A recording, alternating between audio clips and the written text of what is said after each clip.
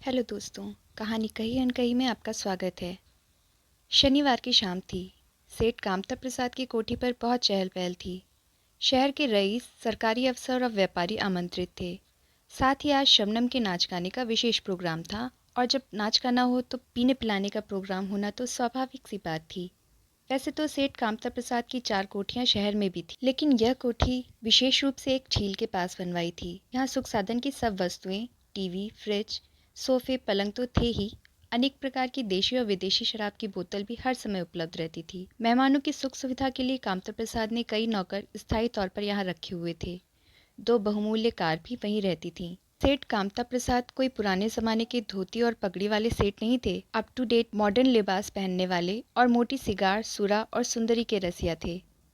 सेठ कामता प्रसाद की गिनती शहर के उन गिने चुने रईसों में होती थी जिनका व्यापार करोड़ों में फैला हुआ था। व्यापार में यह अभूतपूर्व सफलता सेठ कामता प्रसाद ने वर्षों में ही प्राप्त की थी, और इससे उसके पुराने कुछ प्रतिद्वंदी ईर्ष्या करने लगे थे। दूसरे धन्ना सेठों ने कई बार यह जानने की कोशिश भी की कि कामता प्रसाद की सफलता का रहस्य क्या है। आज करोड़पति सेठ कामता प्रसाद कुछ वर्ष पहले तक एक मामूली सा उद्योगपति था, जिसकी शहर में एक छोटी सी मिल थी। फिर जो कामता प्रसाद ने उन्नति करनी शुरू की, तो देखते ही देखते उसकी मिलों पर कोटियों में बढ़ोतरी होने लगी। लोग उसे सेठ कामता प्रसाद के नाम से याद करने लगे, और व्यापारिक क्षेत्र में यह प्रचलित हो गया कि जो मिल घाटे में चल रही हो वह सेठ कामता प्रसाद को सौंप दो। सेठ कामता प्रसाद चुटकी बजाते ही मिल के घाटे को लाभ में बदल देगा। और इस तरह का जादू सेठ कामता प्रसाद ने कई जगह करके दिखाया भी था। एक घी की फैक्ट्री जो कई वर्षों से घाटे में चल रही थी, और जहां मजदूर वेतन बढ़ाने की मांग को लेकर कई वर्षों से संघर्ष कर रहे थे, मालिकों ने बंद कर देने की घोषणा कर दी थी। मिल बंद करने का कारण घाटा तो था ही, हर रोज की मजदूरों की हड़तालबाजी और नारेबाजी भी थी। तब घाटे में चल रही मिल को खरीदने के लिए कामता प्रसाद के फैसले ने सबको चौंका दिया था। लोगों का यही विचार था कि यह फैसला करके कामता प्रसाद ने अपने जीवन की सबसे बड़ी भूल की है, क्योंकि उस मिल से फायदा होने की आशा थी ही नहीं। लेकिन सेठ कामता प्रसाद ने वहां भी जादू करके दिखाया। मिल को खरीदते ही सेठ कामता प्रसाद ने सबसे पहला काम तो यह किया था कि वेतन बढ़ाने की मजदूरों की मांग को स्वीकार कर लिया था, जिसका परिणाम यह निकला कि तुरंत ही मिल की पैदावार द्योड़ी हो गई। सेठ कामता प्रसाद ने मजदूरों के मनोरंजन के लिए मिल में ही कई तरह की व्यवस्था कर दी, और जो मिल घाटे में चल रही थी वह मिल लाभ में चलने लगी। लेकिन इतनी सारी मिलों को लाभ में और व्यवस्थित ढंग से चलाने के लिए सेठ कामता प्रसाद ने कई और योजनाएं भी शुरू की थीं, और एक योजना उनमें से अफसरों के मनोरंजन की भी थी। अपने संपर्क क्षेत्र को बढ़ाने के लिए सेठ कामता प्रसाद महीने में एक शनिवार को सब बड़े बड़े अफसरों व व्यापारियों को अपने घर पर पार्टी दिया करता था, जहां नाच गाने व पीने पिलाने का रंगीन प्रोग्राम होता था, जो काफ़ी रात तक चलता रहता था। शुरू शुरू में तो कुछ पार्टियां सेठ कामता प्रसाद ने अपनी कोठी पर ही दी थीं, लेकिन जब उसका व्यापार और भी बढ़ गया तो मनोरंजन के लिए उसने झील के किनारे यह एक नई कोठी बनवा दी, और ऐश का हर सामान यहाँ उपलब्ध करा दिया।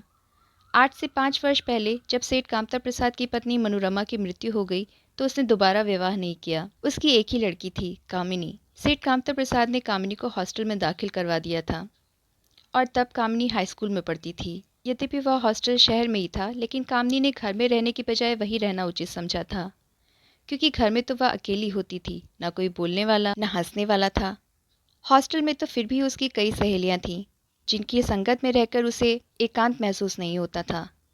केवल गर्मियों की छुट्टियों में ही यह कुछ दिनों के लिए घर आया करती थी, और तब वह थोड़ा सा समय काटना भी उसके लिए मुश्किल हो जाता था, क्योंकि कामता प्रसाद प्रायः जल्दी घर से निकल जाया करते थे और रात को देर से लौटा करते थे। यद्यपि सेठ कामता प्रसाद ने कामिनी के लिए दिल बहलाने के लिए हर प्रकार का सामान, टीवी, रेडियोग्राम, टेप रिकॉर्डर आदि उपलब्ध करा रखे थे, लेकिन इसके बावजूद भी कामिनी का दिल घर में नहीं लगता था। वह जल्दी से जल्दी घर से हॉस्टल चली जाना चाहती थी, और जब कामिनी हॉस्टल में होती थी तो कामता प्रसाद को कोई चिंता नहीं होती थी। वो निश्चिंत होकर जहाँ चाहता जा सकता था। आज का प्रोग्राम विशेष था। कई बड़े अफसर और व्यापारी तो आज के प्रोग्राम में आमंत्रित थे ही। एक मंत्री जी, जो कि आजकल इस इलाके के दौरे पर आए हुए थे, आज के चीफ गेस्ट थे। शाम होते ही सेठ कामता प्रसाद के हॉल वाले बंगले के बाहर कारों की पंक्ति लगनी शुरू हो गई थी। लोग दो दो और चार चार की टोलियों में आना शुरू हो गए थे। आज नाच गाने के प्रोग्राम का आयोजन बंगले की छत पर किया गया था, जहां रंग बिरंगे बल्ब पहले से ही सजाए गए थे। बंगले के चारों तरफ फव्वारे चल रहे थे, जिनकी ठंडी ठंडी फुहार से वातावरण में अजीब सी मादकता भर रही थी। छत पर ही गदेले बिछाए गए थे और उन पर मोटे तकिए गोलाकार में रखे गए थे। शाम के 7 बजते बजते 20-22 के करीब लोग इकट्ठे हो चुके थे। वेटर छोटे छोटे गिलासों में रंग बिरंगी शराब लिए घूम रहे थे और वहाँ पर मौजूद मेहमानों का जब जिस तरह की शराब पीने का दिल चाहता वह वैसा ही ऑर्डर दे देता। कई पियक्कड़ों ने तो अपने सामने ही बोतलें और सोडा की बोतलें रख छोड़ी थीं और थोड़ी थोड़ी देर बाद स्वयं ही अपने लिए पैक भरकर चुस्कियों में उसे समाप्त कर देते थे। ठीक 7:30 बजे एक सफ़ेद रंग की लंबी कार वहां आकर रुकी।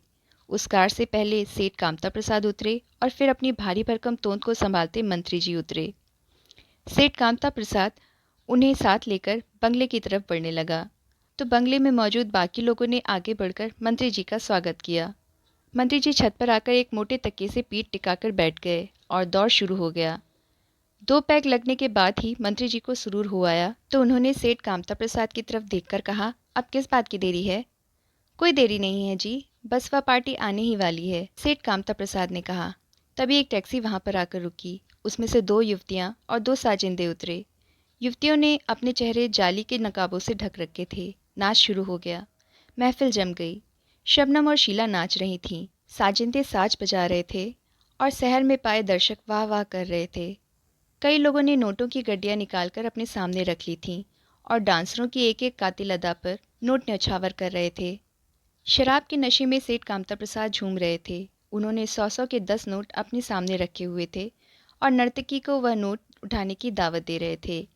शबनम नोट उठाने के लिए आगे बढ़ी तो सेठ कामता प्रसाद ने नोट पीछे सरका लिए। ऐसे नहीं मेरी जान, जरा अपना मुखड़ा तो दिखाओ, सेठ कामता प्रसाद ने लहरा कर कहा। नाचते नाचते शबनम सेठ कामता प्रसाद के सामने बैठ गई और धीरे धीरे अपने चेहरे का नकाब उठाने लगी। सब सांस रोके बैठे थे और डांसर के चेहरे को देखने को उत्सुक थे, लेकिन जब नकाब हटा तो सेठ कामता प्रसाद चौंक उठे। कामिनी? सेठ कामता प्रसाद ने थूक निगल कर कहा। नहीं शबनम। सेठ कामता प्रसाद को जैसे अपनी आंखों पर विश्वास ही नहीं आया। उसने पुनः ध्यान से देखा, लेकिन उसके सामने बैठी तो उसकी बेटी कामनी ही थी। लेकिन बेटी तुम? बेटी शब्द सुनकर सब चौंक पड़े। मुझे बेटी मत कहो, वह भी तो किसी की बेटियां होती हैं जिन्हें तुम जैसे पैसे वाले महफिलों में नाचने पर मजबूर कर देते हैं। कामनी ने जहर भरे स्वर में कहा। लेकिन तुमने? मैंने कुछ नहीं किया, मैं नाचती हूँ तो अपने लिए। यदि मेरे इस प्रकार नाचने से आपकी इज्जत को बट्टा लगता है तो आपको सोचना चाहिए था कि उन लोगों की भी कोई इज्जत होती है जो मजबूर होते हैं। इज्जत केवल पैसे वालों की जागीर नहीं है। आपकी आंखों पर पड़े हवस के पर्दे को हटाने के लिए ही मैंने नाच सीखा है और फिर इस महफिल में आई हूँ। कभी बाप अपने बच्चों को रास्ता दिखाता है तो कभी मजबूर होकर बच्चे भी अपने माँ बाप को रास्ता दिखाते हैं। महफिल उखड़ चुकी थी। लोग उठकर जाने लगे थे। पता नहीं कब का वह कमरा खाली हो चुका था। जब सेठ कामता प्रसाद की चेतना लौटी तो वह उस मखमली गद्दे पर अकेला था और दिल पर पड़े सदमे रूपी चांटे की पीड़ा अब भी उसे महसूस हो रही थी।